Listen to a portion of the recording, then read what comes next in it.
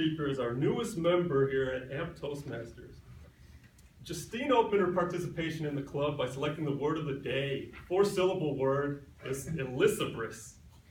So I can confidently say we're looking forward to our icebreaker and hopefully more normal use of the English language. Please give a warm welcome for Justine Palacios for her speech, Taking Risks and Making Choices.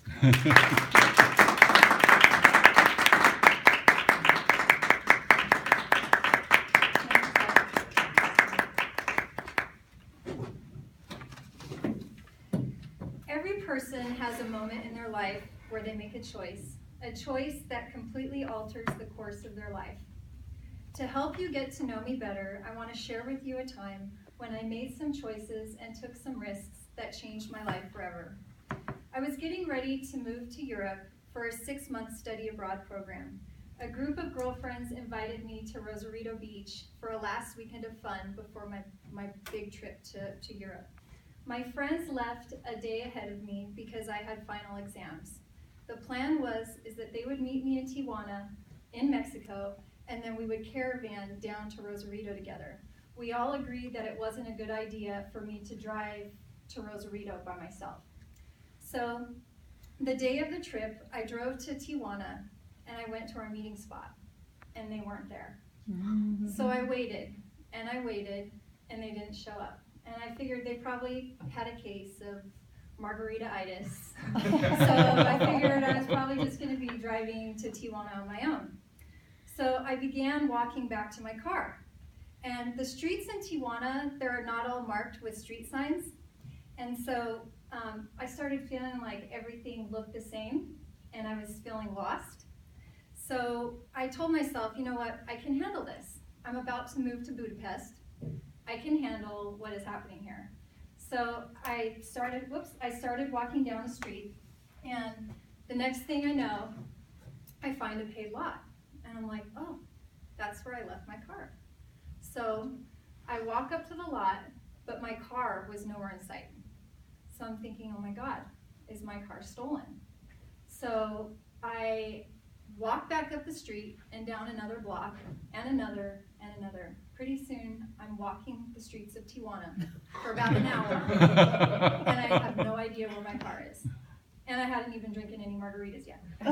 So the next thing I know, I'm like, okay, I'm just gonna go back to that paid lot again, because I think that's where I left my car.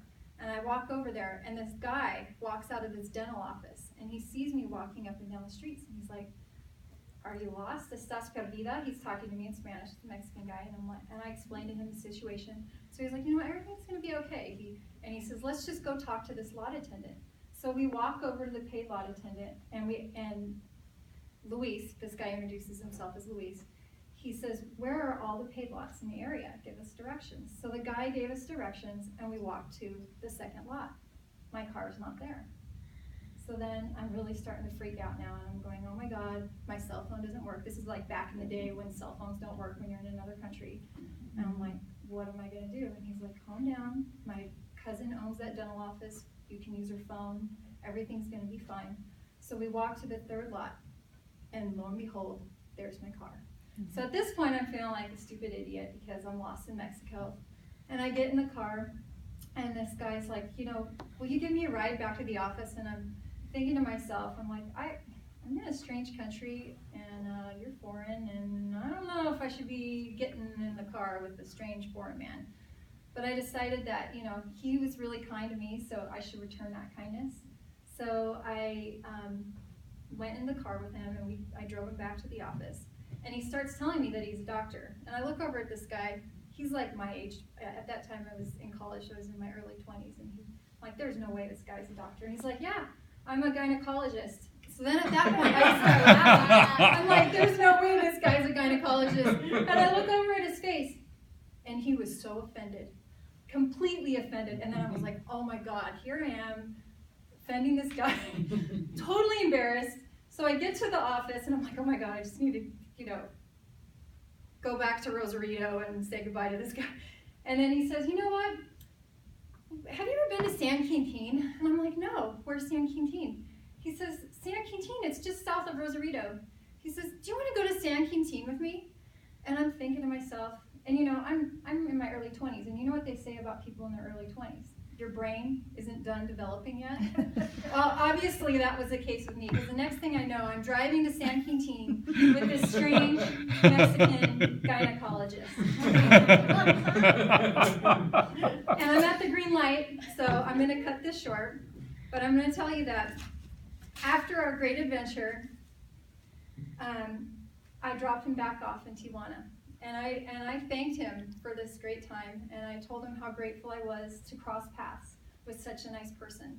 And I had this silver bracelet on my wrist, and I gave him my bracelet, and I told him, you know, so nice to meet you. I thought there was no way I was going to see this guy again. I'm getting ready to move to Europe. He lives in Mexico. I live in the US. That's it. Nothing's going to happen. So I give him my bracelet, and I drop him off and driving my merry way. That was so fun, la la la, driving back to the United States, cross the border. The next thing I know, my phone rings, and it was Luis. And he called me.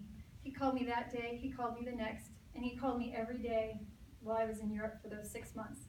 And the more I got to know Luis, the nicer of a person he became.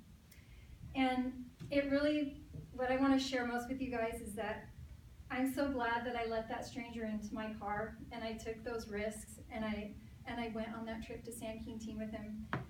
It's been more than 11 years since I took that trip, and I made those choices, and this is what I have to show for it.